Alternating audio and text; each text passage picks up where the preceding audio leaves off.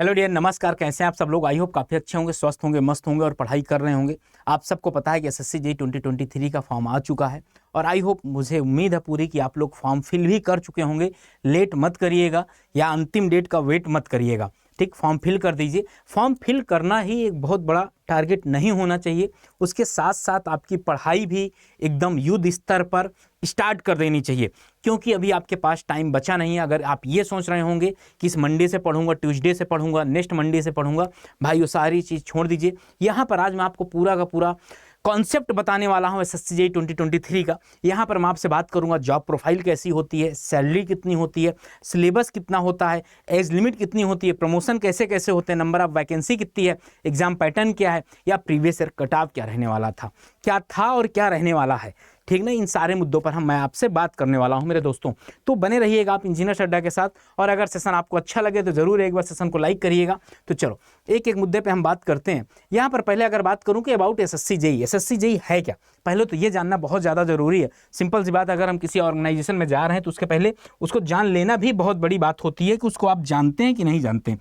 तो उसके लिए मैं आपको बता दूं, उसके लिए क्या है अबाउट एसएससी जेईई के बारे में पहले तो मैं बता दूं, इस कौन कंडक्ट कराता है, कंडक्टिंग अथॉरिटी कौन सी होती है, एसएससी। ठीक ना, staff selection commission. Enzyme name क्या होगा, एसएससी जूनियर इंजीनियर। ठीक, टोटल इस बार पोस्ट कितनी है आपकी, 1324 पोस्ट है। फ्रीक्वेंसी ऑफ एग्जाम साल में एक बार होता है, इसकी फ्रीक्वेंसी ऑफ स्टार्ट एग्जाम साल में एक बार होता है। लेवल ऑफ एग्जाम कैसे होगा, नेशनल लेवल पे, मतलब आप अपने स्टेट पे नहीं लड़ रहे हैं, आप पूरे इंडिया पे क्वालिफाई कर रहे हैं। पता है, क्योंकि ऑल इंडिया लोग फॉर्म भरते हैं। एप्लीकेशन मोड कैसा होगा, ऑनलाइन होगा। ठीक, कैटेगरी कैसी होगी, इंजीनियरिंग की जॉब होगी। एग्जाम मोड कैसा होगा, ऑनलाइन होगा। और एसएससी जेईई नोटिफिकेशन रिलीज कब आएगा, कब होगा, 26 जुलाई 2023 को।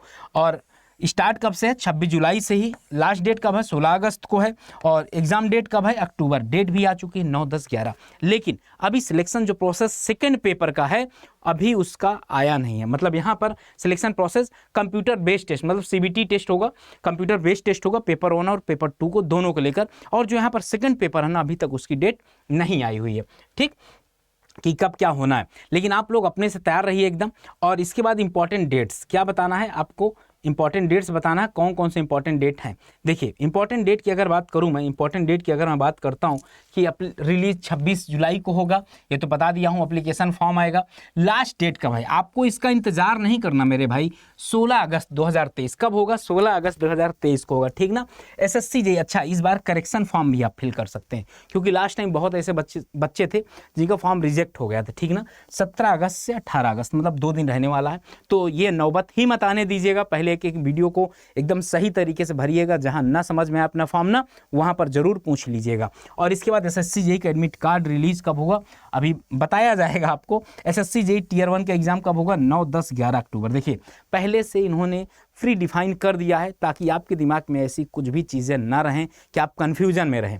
इसके बाद क्या है, एसएससी जेईई टियर 1 रिजल्ट कब होगा, ये भी नहीं पता है अभी, ये भी नोटिफाई करेंगे। ठीक ना, टियर 2 का एग्जाम ये भी होगा, रिजल्ट भी अभी ये तो बताते नहीं है। ये तो मतलब जैसे होगा वो तो पेपर फर्स्ट बता दिया गया है, पेपर फर्स्ट के बाद रिजल्ट आएगा, तब आपका टियर 2 होगा। इसके बाद अगर बात किया जाए डेट, इंपॉर्टेंट डेट के बारे में हमने बात कर लिया। नंबर ऑफ पोस्ट की अगर बात किया जाए, क्या बात किया जाए, नंबर ऑफ पोस्ट की बात किया जाए अगर, तो नंबर ऑफ पोस्ट में अगर बात करूं इस बार, देखिए इस बार ये पहली बार चमत्कार हुआ है कि इन्होंने पहले ही बता दिया कि नंबर ऑफ पोस्ट कितनी रहने वाली है। यार अगर देखा जाए बीआरओ, ठीक ना, बीआरओ की अगर बात किया जाए, बीआरओ जेईई सिविल में यार 431 है। ठीक, सीपीडब्ल्यूडी में 421 है। बीआरओ में थोड़ा सा कम हुई है लास्ट टाइम की कंपैरिजन में। अगर बीआरओ में ही 800 1000 हो जाती तो आपकी डायरेक्टली सीट 2000 करीब हो जाती। ठीक, लेकिन आपका टारगेट क्या होना चाहिए, ये होना चाहिए। और सीपीडब्ल्यूडी इलेक्ट्रिकल में 124 है, और सीडब्ल्यूसी जेईई 188, 188। इसमें ह्यूज नंबर इसलिए क्योंकि लास्ट टाइम ये फॉर्म आया नहीं था, मतलब ये अपने आप को इंक्लूड नहीं किया था एसएससी के साथ। सेंट्रल मैकेनिकल में 28 है।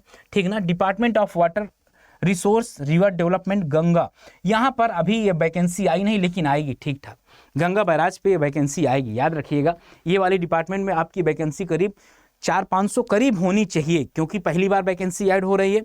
जो नमामि गंगे के थ्रू कुछ लोग भरे गए थे ना, उनके रिप्लेस पे ये भरा जाएगा। तो उसमें वैकेंसी थी ठीक ठाक, उसमें वैकेंसी ठीक ठाक थी, ये बात याद कर लीजिएगा। फरक्का बैराज सिविल की 15 है, ठीक वैकेंसी है, और मैकेनिकल की 6 है। यमीएस में इस बार बहुत कम आई है, MES में देखिए यहाँ पर कम से कम 400 वैकेंसी ऐड होनी चाहिए थी, यहाँ पर कम से कम 300 वैकेंसी ऐड होनी चाहिए थी, तो ये 700 और बढ़ गई होती सिविल में, तो आपकी सिविल की 1700-1800 वैकेंसी आ गई होती, ठीक ना। और MES मैकेनिकल में 18 है। मिनिस्ट्री ऑफ पोर्ट शिपिंग यहाँ पर 7 वैकेंसी है। नेशनल टेक्नोलॉजी यहाँ पर, और इसमें नेशनल टेक्निकल रिसर्च ऑर्गेनाइजेशन में 1 वैकेंसी। अगर आप इसको टोटल करेंगे तो आपको पता चल जाएगा कि 1370 करीब पोस्ट हैं, ठीक ना। टोटल कितना 1324 पोस्ट हैं। अभी ये सीटें बढ़ेंगी, अभी एक डिपार्टमेंट की वैकेंसी ऐड होगी। आपने क्या क्या जाना, डेट क्या है, डिपार्टमेंट क्या है, कौन ऑर्गेनाइज कराता है, ये सारा। अब इसमें डिपार्टमेंट कौन कौन से, उनकी एज क्या है, एज लिमिट क्या है। देखिए डिपार्टमेंट भी आपको बता दूंगा, एज लिमिट भी लगे हाथ बता दूंगा। आपका BRO हो गया, सिविल के लिए 30 साल है, और BRO सब उनके लिए, अगर सिविल का बताऊंगा तो मतलब मैकेनिकल इलेक्ट्रिकल भी सेम हो जाएगा, ठीक। CPWD के लिए 32 ईयर है। सेंट्रल वाटर कमीशन जो पिछले बार अपनी वैकेंसी को विड्रा कर लिया था, उनका मेन इशू यही था, ठीक ना। यहाँ पर 30 ईयर है, इस बार से 30 ईयर, अभी तक 32 ईयर थी।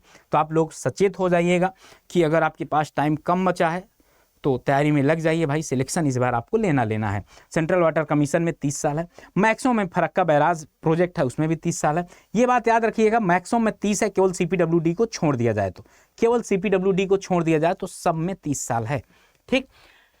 मिनिस्ट्री ऑफ पोर्ट शिपिंग और वाटरवे में भी 30, सब में मतलब जितने भी ऑर्गेनाइजेशन है सब में आपकी 30 ईयर है, केवल CPWD को छोड़कर। एग्जाम पैटर्न कैसे इस बार होने वाला, क्योंकि चेंज है, आपको पता है एक बिग चेंज हुआ है एग्जाम पैटर्न में इस बार। तो क्या रहने वाला, प्री तो सेम रहेगा, फर्स्ट पेपर तो आपका कोई चेंजेस है ही नहीं।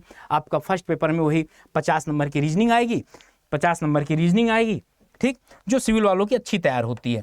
रीजनिंग आएगी, जनरल अवेयरनेस आएगा 50 नंबर का। यहाँ पर ये 2 घंटे का आपका पेपर होगा, ही बता दे रहा हूँ आपको। जनरल इंजीनियरिंग आपका आएगा, जिस भी स्ट्रीम से है, सिविल, मैकेनिकल, इलेक्ट्रिकल, जिस भी स्ट्रीम से 100 क्वेश्चन आएंगे, और इसमें लिए कितना टाइम दिया जाएगा, 2 घंटे का टाइम दिया जाएगा। और यहाँ पर मैं आपसे बात करूँ, जनरल अवेयरनेस में इंजीनियरों को बहुत, जो भी इंजीनियर होते हैं उनको थोड़ा सा दिक्कत होती है, तो मैं आपको बता दूँ, करंट अफेयर जरूर पढ़ लीजिएगा, लाइफ साइंस जरूर पढ़ लीजिएगा, और बुक पढ़ लीजिएगा, डेट पढ़ लीजिएगा। ये सब ऐसे है ना कि यहाँ से अगर इतना ही आप पढ़ लेंगे तो कम से कम 15-20 क्वेश्चन यहाँ से हो जाएगा। जो अवार्ड मिले हैं वो पढ़ लीजिएगा, 15 से 20 क्वेश्चन केवल इतने से ही कर लेंगे आप लोग।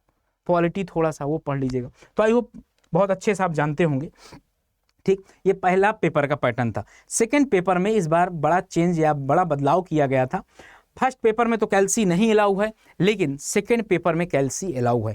कैल्सी अलाउ करने का मतलब ये है, सिंपल सी बात, यहाँ पर हम समझ भी सकते हैं, हम इस वजह से समझ सकते हैं। देखिए 100 क्वेश्चन, क्या 100 क्वेश्चन 300 मार्क्स से हमका लेना देना नहीं है, क्योंकि उन्होंने फिर 3 2 500 का ही टारगेट रखा है।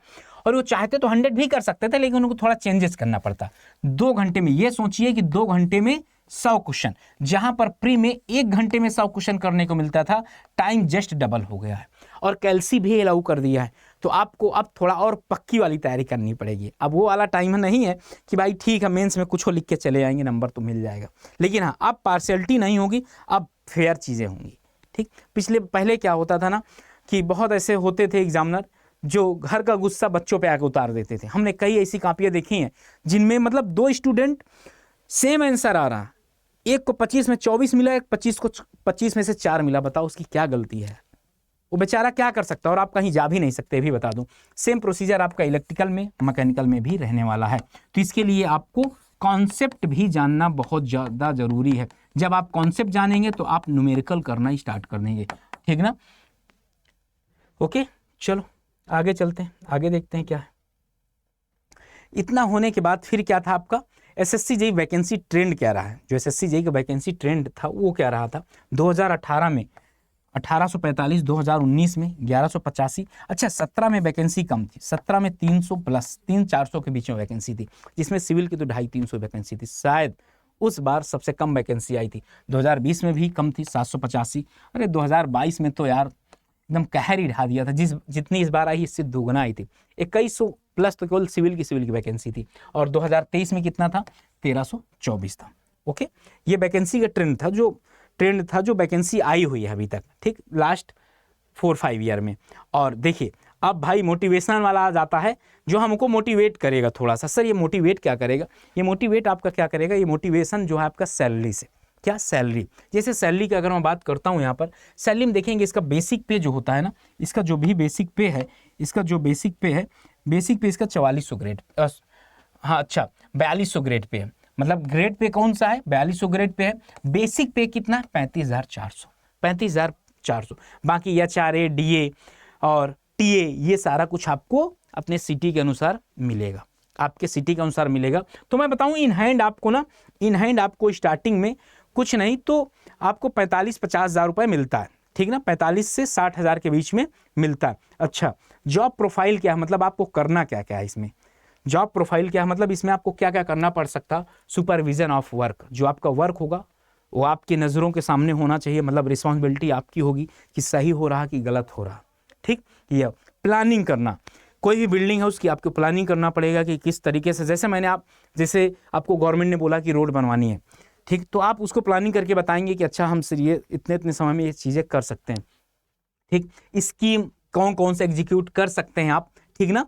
Post under several government project where he is subjected to execute the scheme according to requirement, अपने रिक्वायरमेंट के अनुसार आप ये सारी स्कीम एग्जीक्यूट कर सकते हैं। अकाउंट क्या है, the SSC junior engineer must look after the stock and he is bound the pass bill contractor, accounts के बारे में भी आप देख सकते हैं, ठीक ना। ये सप्लायर के बारे में भी देख सकते हैं। अब इसके बाद क्या होगा आपका प्रमोशन, इसके बाद क्या होगा आपका प्रमोशन, प्रमोशन किस तरीके से होगा ये भी आपको बता दूं। सबसे पहले आप जब जाएंगे ना तो एज अ सिविल, मतलब एज ए जेई जाएंगे, या तो सिविल, मैकेनिकल, इलेक्ट्रिकल, जिस भी स्ट्रीम से आप होंगे। इसके बाद जो आपको फर्स्ट प्रमोशन मिलेगा AE का मिलेगा, असिस्टेंट इंजीनियर का मिलेगा, ठीक है ना। कौन सा मिलेगा, असिस्टेंट इंजीनियर का मिलेगा। और इसके बाद कौन सा होगा, EE का पोस्ट, EE का पोस्ट। जनरल स्टूडेंट अगर 25, 28, 30 साल तक होता ना तो मैक्सिमम से मैक्सिमम बताऊं वो EE तक पहुंच सकता है।